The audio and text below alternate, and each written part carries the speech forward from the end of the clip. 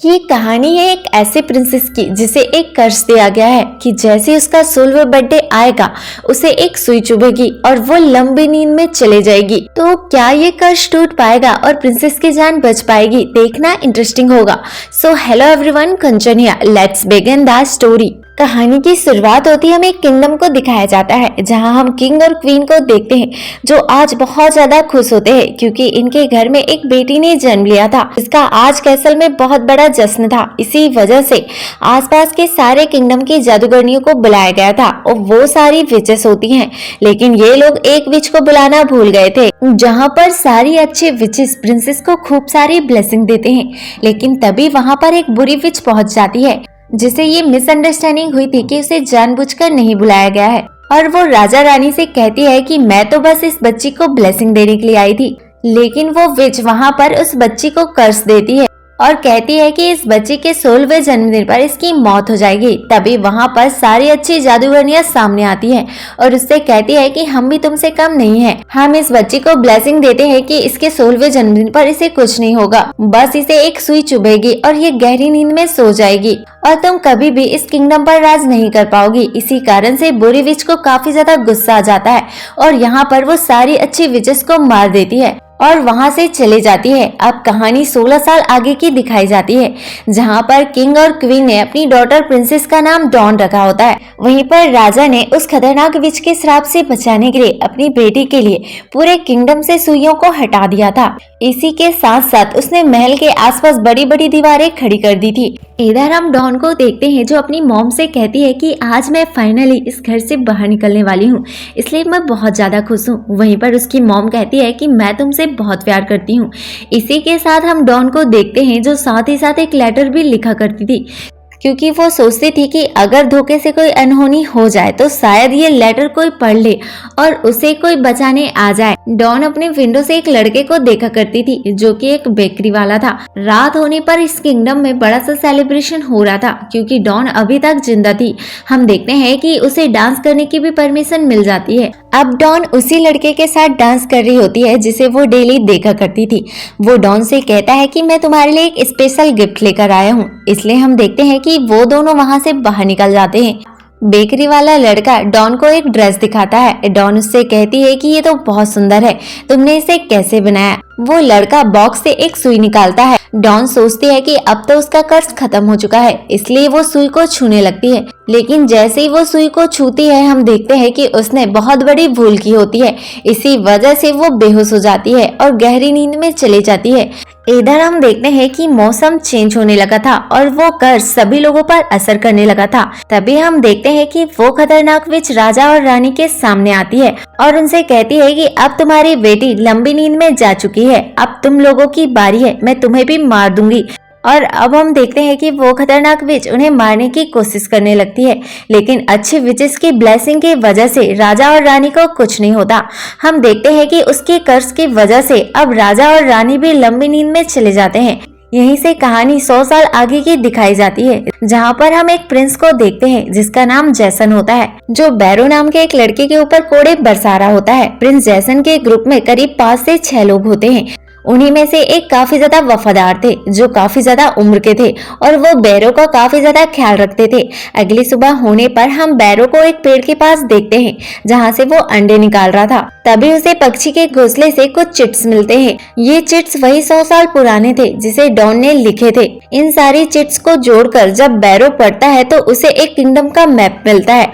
जब वो उस बूढ़े आदमी से पूछता है कि ये मैप कहाँ का है तो वो बूढ़ा आदमी बताता है कि ये ऑलिनोर किंगडम का मैप है जहाँ पर जो भी इंसान जाता है वो वापस नहीं आता। कहते हैं कि वहाँ की प्रिंसेस के ऊपर एक श्राप है, वो 100 सालों से सिर्फ सो रही है। उसे एक साफ दिल वाला इंसान ही किस करके बचा सकता है, जिसके साथ बाकी लोग भी होते हैं जो बैरो का मजाक उड़ाने लगते हैं और बैरो से कहते हैं कि इसे पढ़ के बताओ इस मैप में क्या लिखा है। बैरो सब कुछ बता देता है, साथ ही वहाँ जाने से मना करता है कि हमें यहाँ नहीं जाना चाहिए।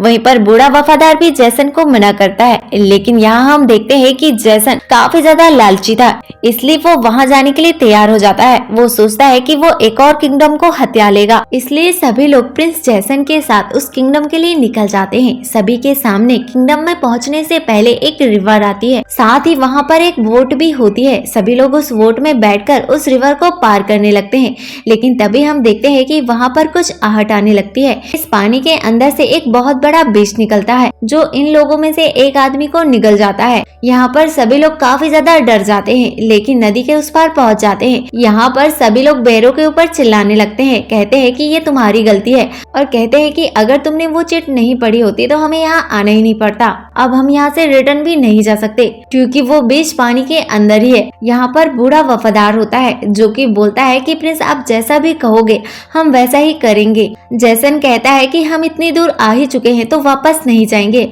हम उस किंगडम को हत्या कर रहेंगे और खजाना लेकर वापस आएंगे, साथ ही साथ हम प्रिंसेस को भी उठा लेंगे। ये लोग महल के दरवाजे को खोलने की कोशिश करते हैं, लेकिन इनके ऊपर एक ऐसी पावर होती है जो कि किसी भी चीज को टच नहीं करने दे रही थी। अब प्रिंस जैसन सभी से कहते हैं कि हम लोग रात यहीं पर रुकेंगे। बैरो को वहाँ पर एक खुली हुई खिड़की दिखाई देती है, सभी लोग उसे ऊपर भेजने लगते हैं। बैरो ऊपर जाकर देखता है जहाँ पर उसे एक खाली कमरा दिखाई देता है। रात होने पर बैरो को कुछ आवाजें आती है, इसलिए हम देखते हैं कि बैरो उस आवाज का पीछा करता है जहाँ पर उसे एक छोटी लड़की दिखाई देती है जिसका नाम न्यूट होता है, जो इस जगह पर काफी समय से फंसी हुई थी। न्यूट बैरो से कहती है कि तुम लोग यहाँ से चले जाओ, ये जगह बहुत ज्यादा खतरनाक है क्योंकि यहाँ पर खतरनाक विच रहती है जो तुम सबको देख रही है, वो तुम्हें मार डालेगी। अगली सुबह हम जैसन और बैरो को देखते हैं जो महल के आसपास घूमने लगते हैं और देखने लगते हैं कि उन्हें कहाँ जाना है।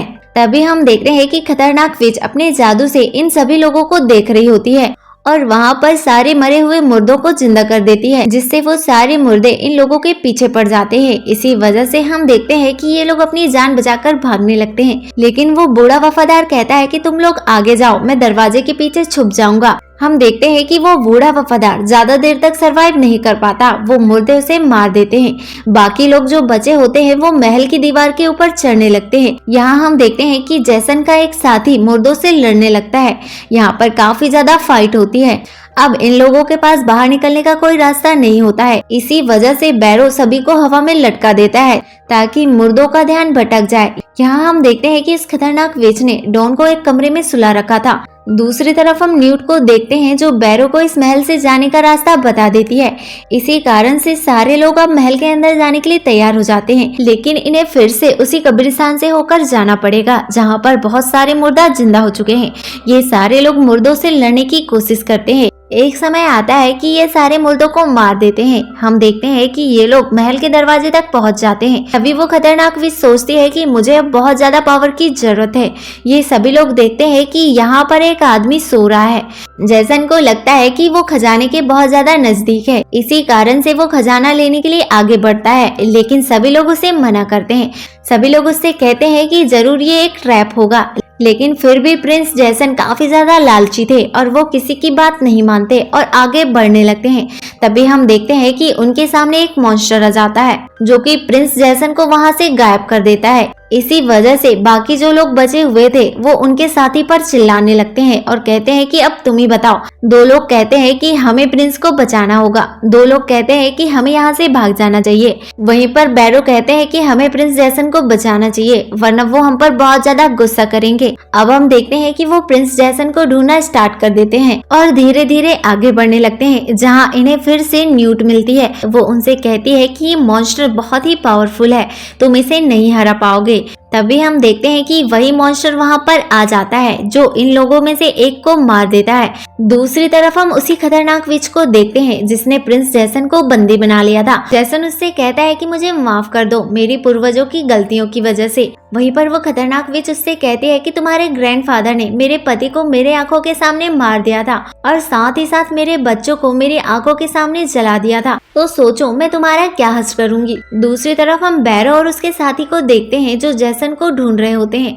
दोनों सोचते हैं कि हमें अलग अलग जाके प्रिंस जैसन को ढूंढना चाहिए, लेकिन तभी हम देखते हैं कि वहां पर बहुत सारे मुर्दे आ जाते हैं जो कि इन्हीं के साथी होते हैं, उन्हें खतरनाक विच ने फिर से जिंदा कर दिया था। यहाँ हम देखते हैं कि बैरो का साथी उनसे फाइट करने लगता है। तभी वहाँ पर बैरो आ जाता है और उसे बताने लगता है कि प्रिंस जैसन को उस खतरनाक विच ने पकड़ लिया है, इसलिए ये दोनों प्रिंस जैसन को छुड़ाने के लिए पहुँच जाते हैं। तभी वहाँ पर खतरनाक विच आ जाती है और इन दोनों को भी बंदी बना लेती है। लेकिन तभी कहानी पर एक बहुत बड़ा ट्विस्ट आता है। यहाँ हम देखते हैं कि प्रिंस जैसन अब उस खतरनाक विच के साथ मिल चुका था, क्योंकि उस खतरनाक विच ने उससे कहा था कि अगर वो डॉन को मार देगा तो वो उसे राजा बना देगी। इसी कारण से जैसन अब डॉन को मारना चाहता है। अब हम देखते हैं कि जैसन और विच वहाँ से चले जाते हैं। वहीं पर बैरो जोर जोर से चिल्लाने लगता है और जैसन से कहता है कि तुम डॉन को नहीं मार सकते क्योंकि वो राजकुमारी है। उनके जाने के बाद वहाँ पर न्यूट आ जाती है, जो बैरो और उसके साथी को आजाद कर देती है। इधर हम जैसन को देखते हैं जो डॉन को मारने के लिए पहुंच जाता है, लेकिन जैसे ही वो बैरो को देखता है तो वो उससे कहता है कि मेरी मजबूरी थी, इसलिए मैंने उस विच की बात मान लिया। मैं डॉन को कभी भी नहीं मारना चाहता था, लेकिन अगर मैं ऐसा नहीं करता तो वो विच मुझे मार देती। बैरो उससे कहता है कि तुम बहुत ही झूठे आदमी हो, तुम्हें ऐसा कभी भी नहीं करना चाहिए था। अब हम देखते हैं कि दोनों के सामने वही बड़ा सा मॉन्स्टर आ जाता है। यहाँ हम देखते हैं कि दोनों मिलकर उस मॉन्स्टर को मार देते हैं। जैसन बैरो से कहता है कि असली राजा मैं नहीं बल्कि तुम थे।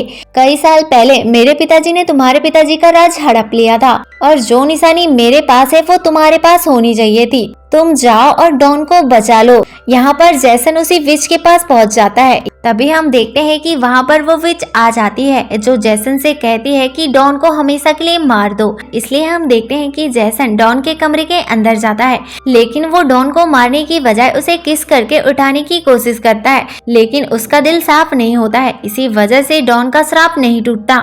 यहाँ पर उस खतरनाक विच को समझ आ जाता है। हम देखते हैं कि वो जैसन को बड़े ही बेरहमी से मार देती है। तभी वहाँ पर जैसन का एक और साथी आ जाता है। यहाँ पर वो विच उससे कहती है कि डॉन को मार दो। हम देखते हैं कि वो साथी अंदर जाता है और डॉन को उठाकर चेयर पर बैठा देता है। जैसे ही वो डॉन को मारने के लिए तलवार उठाता है, हम देखते हैं कि वो डॉन को नहीं मारता, बल्कि उस तलवार से उस विच के ऊपर ही अटैक कर देता है। लेकिन हम देखते हैं कि वो विच काफी ज्यादा पावरफुल होती है, इसलिए वो जैसन के साथी को ही बड़े बेरहमी से मार देती है। तभी वहाँ पर डॉन को बचाने के लिए बैरो पहुंच जाता है। यहाँ हम देखते हैं कि विच बैरो को मरवाने के लिए सारे मुर्दों को जिंदा कर देती है। ये मुर्दे कोई और नहीं बल्कि बैरो के सारे साथी होते हैं, जिसमें जैसन और सारे लोग शामिल होते हैं। इधर हम न्यूट को देखते हैं जो डॉन को उठाकर बाहर ले आती है। यहाँ हम देखते हैं कि वो विच इतनी ज्यादा क्रूएल थी कि उसने जैसन का दिल निकालकर बाकी साथियों को खाने के लिए दिया होता है। इधर हम बैरो को देखते हैं, जब वो वहाँ देखता है तो वहाँ पर डॉन नहीं होती है। जब वो बाहर आता है तो देखता है कि उस खतरनाक विच ने न्यूट को पकड़ लिया है और वो बैरो से कहती है कि अगर तुमने डॉन को नहीं मारा तो वो इस बच्चे को हमेशा के लिए मार देगी। वहीं पर हम बैरो को देखते हैं जो डॉन को नहीं मारता। इसी वजह से उस विच को अपने साथ धोखा लगता है। हम देखते हैं कि 100 साल हो चुके थे, इसी वजह से उस विच ने अभी तक किंगडम पर राज नहीं किया था। और तो न्यूट उससे कहती है कि तुम जाओ और प्रिंसेस को उठा दो। अब हम देखते हैं कि बैरो आगे बढ़ने लगता है, लेकिन तभी वो खतरनाक विच उसके ऊपर जादू कर देती है। इसी वजह से बैरो वहीं पर तड़पने लगता है और नीचे गिर जाता है। इधर हम उस खतरनाक विच को देखते हैं जो बाकी मुर्दों को जिंदा कर देती है। उसे लगता है कि अब बैरो मर चुका है, लेकिन असलियत में वो नहीं मरा था। हम देखते हैं कि वो डॉन की तरफ आगे बढ़ता है। उसके किस करते ही डॉन का कर्ज टूट जाता है और हम देखते हैं कि ऑलिन और किंगडम के सारे लोग जाग जाते हैं जो काफी सालों से सो रहे थे। अब हम देखते हैं कि वो विच किसी को भी नहीं मार पाती क्योंकि उसका श्राप खत्म हो गया था। अब हम देखते हैं कि एलिन और किंगडम में नए क्वीन और किंग बनाए गए थे जो कि बैरो और डॉन होते हैं और यहीं से कहानी आगे बढ़ती है, जहाँ हमें मूवी के एंडिंग सीन में दिखाया जाता है। ये एक बड़ा सा सेलिब्रेशन होता है जिनके घर में एक बच्ची ने जन्म लिया होता है, जहाँ पर सारे जादूगरनियों को बुलाया होता है, लेकिन अभी भी वो एक विच को बुलाना भूल गए थे। जैसे ही वो इस सेलिब्रेशन में आती है और उनसे कहती है कि मैं इस बच्ची को ब्लेसिंग देने आई हूँ, लेकिन असल में वो एक कर्ज देती है। और इसी सस्पेंस के साथ ये कहानी यहीं पर एंड हो जाती है। अगर आपको ये एक्सप्लेनेशन पसंद आए तो वीडियो को लाइक और चैनल को सब्सक्राइब जरूर कीजिएगा। आपका एक सब्सक्राइब हमारी इंस्पिरेशन का कारण बनता है।